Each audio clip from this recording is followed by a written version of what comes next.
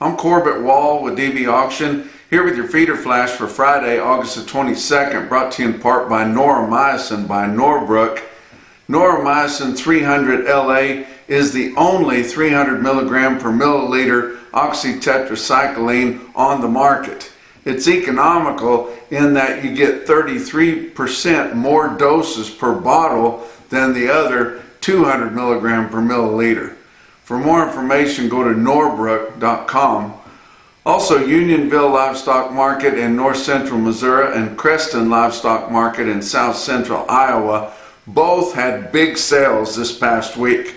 I mean, it was unbelievable what they brought. Of course, we see new highs every single day, so hate to go back and tell you a quote they had. If it's just one day behind, it might seem cheap, but they had monster quotes and record prices for that area. Great sales there. They're both very capable. In Unionville, the next calf and yearling sale is coming up September the 9th. Up at Creston, they're having a weigh-up sale, cows and bulls, here today on Friday, and then they'll have an all-classes sale on September the 5th. Their next big special is October the 1st for feeder cattle. Both of those markets can be found at DVAuction.com. Making productive land more affordable. And I don't know if you guys saw that this week, but Secretary of Agriculture Brooke Rollins come out with a statement saying that USDA will no longer subsidize solar or wind products on productive farmland. That's a big deal because neither wind or solar can stand on its two legs. They wouldn't have either one of those things if it wasn't government subsidized. And it's taking up a lot of our farmland and grassland for cattle, and it's very frustrating. I mean, I guess it would be nice if you had a contract with one of those outfits to, wrap your land up in solar panels or put a bunch of wind turbines on there. But you got to think about the future. We've got to grow beef, and we got to grow crops on our land. They're not making any more of it, and if they're subsidizing these products, and then it just makes them where you can't use them. I've seen those solar panels out there on the pasture land out there. You couldn't graze 5 goats out there. I mean, it's ridiculous. It hogs it all up. Why don't they put them on top of warehouses or malls or something like that to do that? I mean, I don't know why they have to take up our ground to do it. And same with the wind. Those wind turbines are ugly, and they have to pave, at least put gravel out there so the guys can go check on them. Takes up a lot of ground. I recently or previously lived in northwest Missouri, and there's not a prettier place in this world. And the wind turbines started to take up the horizon all around up there in northwest Missouri where I live. Had one friend there that had a neighbor, and they had a good relationship, that he ended up putting wind turbines on a bunch of his land, and one of them ended up right next to his home. And where he keeps his cattle, where he works his cattle, it lowered his life happiness by a bunch. I mean, he could hear that thing hum at night. The turbine kept throwing shadows over, and it's very frustrating and unsettling when they get close to you. And I don't know why they can't find a big flat plateau or something to put those things up and put those solar panels up, where they don't bother us so much.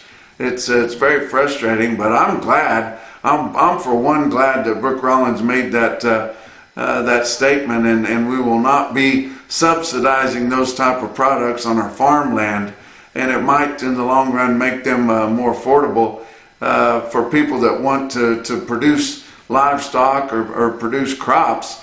It kind of reminds me of something that I saw when I was down in Mississippi earlier this week.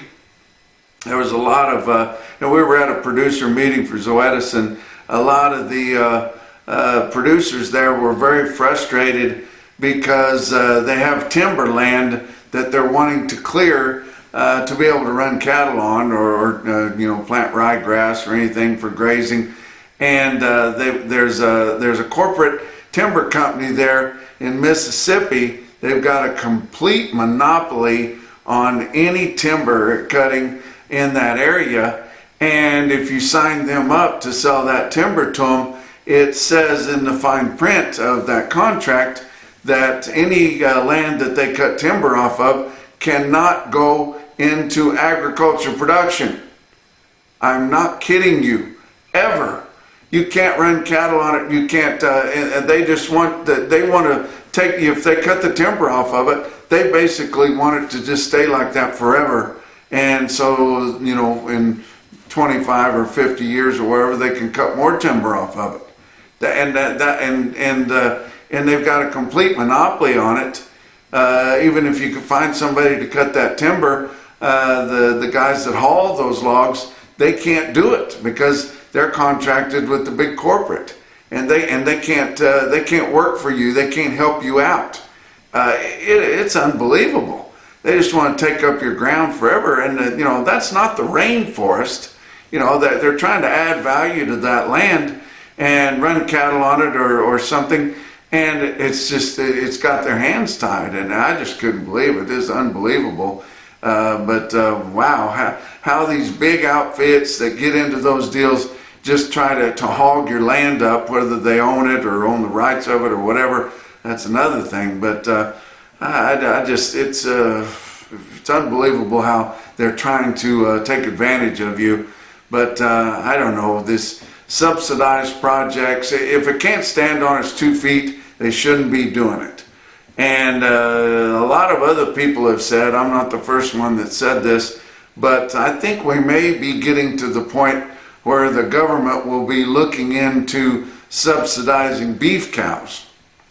Our numbers of cattle are scary low, and a lot of the big ranches out west, they've just got wildlife on there. They could run cattle too, but they don't want to, and they got plenty of money. They don't want to fool with it.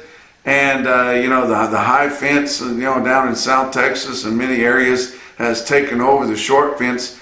People are just all intrigued with shooting some kind of a wildlife, but it's really not wild if you've got it in a pasture just waiting to be shot. And you know, people are making money off that because there's a lot of people that have money that want to go out and do that type of thing, but it doesn't seem like a good sport to me. But they may have to do something to entice people to raise cattle, and I also am against that. I don't think they should be subsidizing beef cows in that way. Going to turn us all into a bunch of dairy farmers, guys. But the market continues out of sight. It's monumental. We've run out of superlatives a long time ago to talk about this cattle market, especially the feeder cattle. Just this week, and this has probably been the biggest week in history of gains on feeder cattle. And I mean, we've seen a lot of good markets and they've gone up here, but this week in particular, I think, is our highest.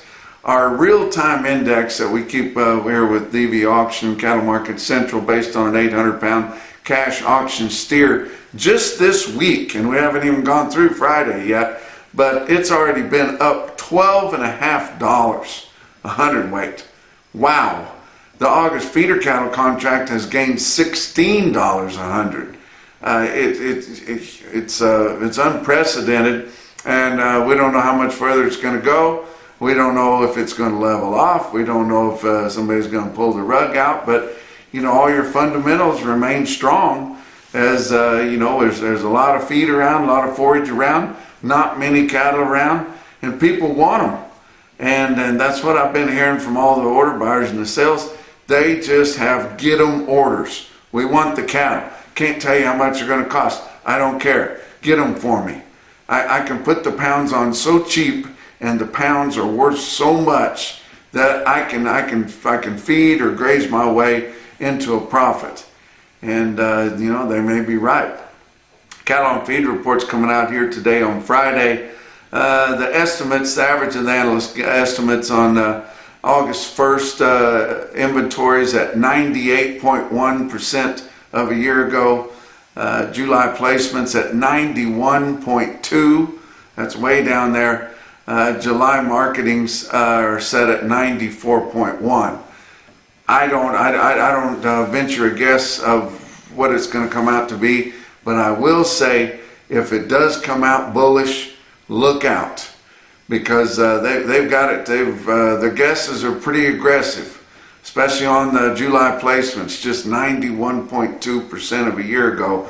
If they come out well under that, look out. This market is it's gonna smoke even more. Talk about your feeder cattle or your futures for Thursday. August live cattle futures up 12 cents at 238.65. October was down 12 cents at 234.72. Your back months were down a nickel to up 90, so mostly all higher there. August feeder cattle continue on up 60 cents. I mean, that's absolutely nothing because they've been gaining over $5 here some sessions this week, but sitting at 356.37. That is that's a bunch over your CME cash feeder cattle index. It's pretty much in line with your real-time index because it's more current, but it seems really, really high. September contracts down 7 cents is all but at 358.02. Your back months on feeder cattle futures up 42 to up 60, so they continue to gain ground. December new crop corn futures up 7 3/4 cents a bushel at 411 3/4. November new crop beans up 20 at 10.56. Hard red winter wheat for September up 2.5 cents a bushel at 503 1/4. Your fat cattle trade continued on Thursday. We'd had a pretty good start to it on Wednesday. It is steady strong. I don't know how much higher you could call it. They're mostly steady with the extreme tops of last week. Iowa sold 8,300 on Thursday. They've sold 19,300 for the week. Live price on Thursday ranged from 242 to 246, but heavy on the 245, and that was tops from last week. Dress market 382 to 385, right up there. Nebraska sold 4,200 confirmed on Thursday, 21,650 for the week. And live price on Thursday was 245. That's all it's ever been this week in Nebraska. Dress sales from 380 to 385. Only sold 600 in Kansas, only 1,200 for the week, and the price was 240. So we're not sure. Is that $5 higher? Is that a North Kansas sale that is kind of blending in with the northern plains there? Kansas has been wanting to try to shift their market to the north rather than with Texas. It doesn't even have a market, but the only sales we saw in Kansas on Thursday was at 240. Will we see more that way, or will they be at 237, which would still be higher, but 235 was pretty much the last established market. Dress sales at 383 in Kansas, and Texas has not had any negotiated cash sales direct basis there for 2 weeks now. So not sure if we're ever going to sell any cash cattle in Texas again. Market sale barn market on Thursday was Kelowna Sales Barn in Kelowna, Iowa. That's 750 head of slaughter cattle. Fed cattle sold steady, with conventional fat steers and heifers selling from 242 to 257. Wow. Just think if we could get that direct. Box beef cutout values are higher again on Thursday. Choice cuts up 201 at 407.86. Selects up 44 cents at 383.60. Your slaughter through the first 4 days of the week setting at 450,000. That's light, but it is 4,000 better than last week at this point, and it is 34,000 less than this week a year ago. Your actual slaughter information come back for the week ending August the 9th. Had your average dressed steer carcass weight at 939 pounds. Talk about what else is going on. Livestock Risk Services, that's Dakota Moss and all these agents that work well with him. They are your LRP specialists, and you want to look at these protection levels for your calves. If you've got calves on the ground, you're looking at selling them in the future, or you've got cattle turned out, or you're bought cattle to turn out on fall forage, look at your protection levels. They're very handsome out there, and there'll be no margin calls. And I realize that premiums are pretty high, but when your cash markets are going up $10 to $20 almost daily, you know, what's a $10 or $12 100 premium there? But there will be no LRPs written on cattle on feed day today, Friday, with that new rule. So those guys will have the day off, but you can sure get a hold of them on Monday. Get a hold of them at livestockriskservices.com.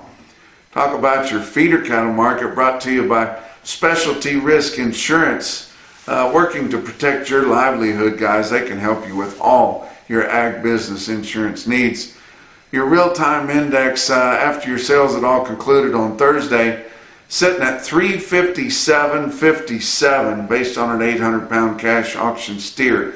That was up another 227 just for Thursday's trade.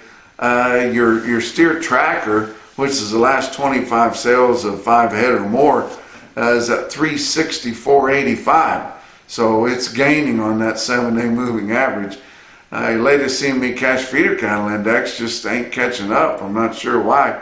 Sitting at 347.44, and that sounds cheap compared to the RTI. Talk about your big sales that happened on Thursday, and we're finally getting information from one of your premium sales in the Northern Plains. It's Valentine Livestock Auction Market there in Valentine, Nebraska. I don't have any trends for you. Haven't had a sale real recently, but it's just sharply higher in every class. And Valentine was your superior steel sales, home of superior standard handling equipment, stick out sale of the day. You look at this automated market report through Cattle Market Central, and all you can say is impressive.